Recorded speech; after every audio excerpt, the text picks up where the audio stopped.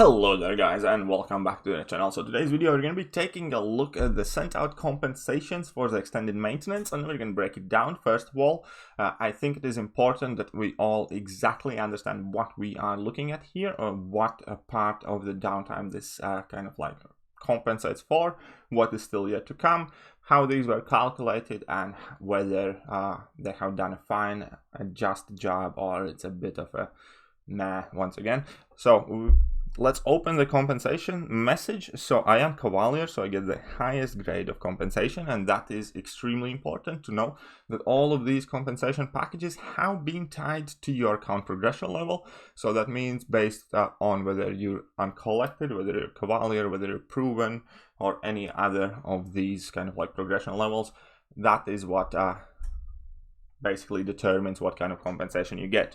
So Cavalier players do get 1000 6-star shards, 1 fully formed 5-star basic crystal, which I hoped to be 10,000 5-star shards, that would be better, 5 revives, 15 health pots, 2000 glory, 2 revives, 4 health pots and AQ health pots, and 5 energy refills. So overall for an amount, I think before we start judging it, we need to understand what exactly this is compensating for.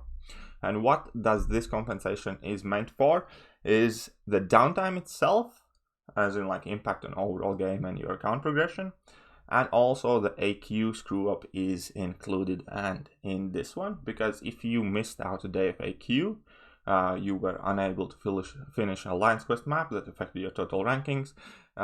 So AQ is one of the areas what should be compensated for as well. Ideally, I 100% stated before and wish they would have sent out 3 different packages, 1 for the downtime, 1 for the AQ, and 1 for the W. However, here they have meshed up together the generic compensation package with your AQ compensation package. And that is important to understand, and that is also why, even though I agree with tier and account-based compensation packages for the downtime itself, when it comes to Alliance Quest, they should absolutely not be tier or account progression tied in packages. They should be tied to what alliance you are competing in. So why does it matter? So the second part of this basically shows that there's glory, AQ revives, AQ health potions. That's the stuff that you compensate with in regards of Alliance Quest. However, this stuff also does depend whether you're uncollected or not, or whether you're Cavalier or not. But if you are in the same alliance as somebody who is different progression tier, and you are getting different compensation for the same issue, that is not right.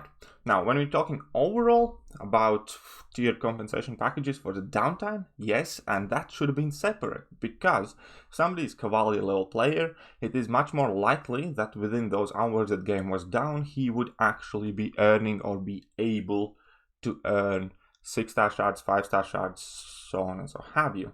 If you are somebody who has 5 5-stars in total, you should not be getting a 6th 5-star for free just because the game went down. Because realistically, there is no way that you would be able to earn that 5-star crystal or anything close to it within those 5, 6, 7, 8 hours when the game was down. Therefore, you do not, I'm sorry, deserve a fully formed 5-star crystal, as much as somebody who has spent years on this game, has put in a lot of work, progressed his account, and made sure that every hour he spends on this game can potentially award him more revives, more potions, more shards, or whatever else. So yes, I do agree with these compensations being tier-based when it comes to the downtime. That is important. So that is the first 4 items, and maybe the refills. That is what should be tier-based. Yes, good point there.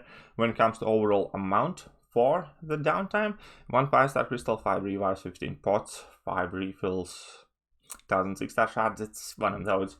It's nothing that's gonna send me over the moon. It's nothing absolutely horrible at all either, though. I really wish they had included like 1000 or 2000 units in this, because that would kind of leave us with a more choice what we can do with them and what is the things that we need. So lack of units is a huge minus for the generic downtime compensation. Overall, it gets like a 5, I don't know, 5, 6. So let's grade it C- or whatever. It's all right. I mean, I'm sure there are people who are going to be much more excited than I am about the 5-star crystal, so on and so forth, but it's really not that big of a deal. Now, second bit, the worst bit about this compensation package is the fact that they tied AQ inconvenience basically in here. They sent out 2000 glory, 2 revives, 4 health potions, and that's it. And I think that's not enough when it comes to compensate for AQ downtime. Because of this downtime, people were unable to fully explore the maps. So whenever you fully explore the map 7, for instance, as an alliance altogether, you by default get like 900 TFIB frags for that one day, which certainly many alliances failed because of it. You also get some tier 2 alpha fragments, and additionally you place higher on your rank reward list at end of the AQ week, which awards you more TFIBs and tier 2 alphas and glory and so on and so forth. So there is an apparent lack of tier 2 alpha and TFIB frags in here, which I do not agree with. I do not think that alliances are being compensated fairly for when it comes to the issue with Alliance Quest. Think maybe nothing outrageous, but 5-10,000 TFIB frags plus 15-20,000 tier 2 alpha frags would have been more than fair and just addition to this package, since it seems to entail AQ aspect of it as well, because there's glory, there's AQ items in it. So we're not going to be getting anything separate for AQ. Only separate things that we will be getting for is the AW aspect of it. So yeah, AQ bit of this compensation, in my opinion, is severely undercompensated by the lack of TFIBs and tier 2 alpha fragments. And also, I think it was calculated wrongly, because whereas I can agree with the compensations being account progression based overall for the downtime, which depends how many 5-star shards you get and how many 6-star shards you get, when it comes to Alliance Quest aspect of it, it should 100% be determined based on what kind of alliance you are, where you typically place an AQ, what's your prestige, or whatever, rather than your account progression level. Just quite simply because if you are in an alliance, let's say that all play map 6, one of you is Cavalier, one of you is Uncollected, one of you has kind of neglected doing the quests, but you still do the same maps, you still play the same bosses, you still play together as a team, and each 3 of you get different rewards. It's stupid, it's ill-designed, and AQ compensation should have been sent out separately, first of all. Second of all, they should not be tied to account progression, they should be tied to your alliance, like they will be doing with alliance war compensation. So I think this is the biggest thing what Kabam did wrong. This was also one of the reasons why I wanted to say it's better that they take their time, better to kind of figure it out properly what to do, in order to try and avoid these kind of things and think it through logically. Seemingly they did not. I also did not expect these to come out this week. I thought they're going to come out next week, and I hope they're going to come out next week and they're going to send them different. They didn't.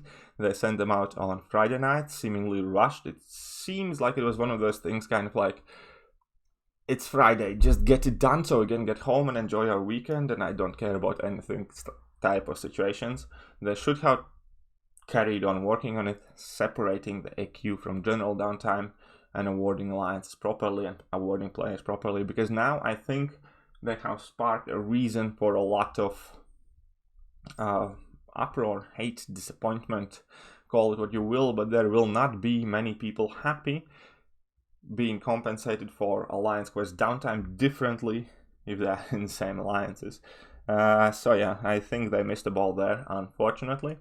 And yeah, they missed it twice. They missed the tier 2 alphas and tier 5Bs off it for AQ, and the fact that AQ has nothing to do with whether you're Cavalier or Uncollected, and unfortunately this compensation package seemingly does. So I'm not happy there. I'm definitely not impressed.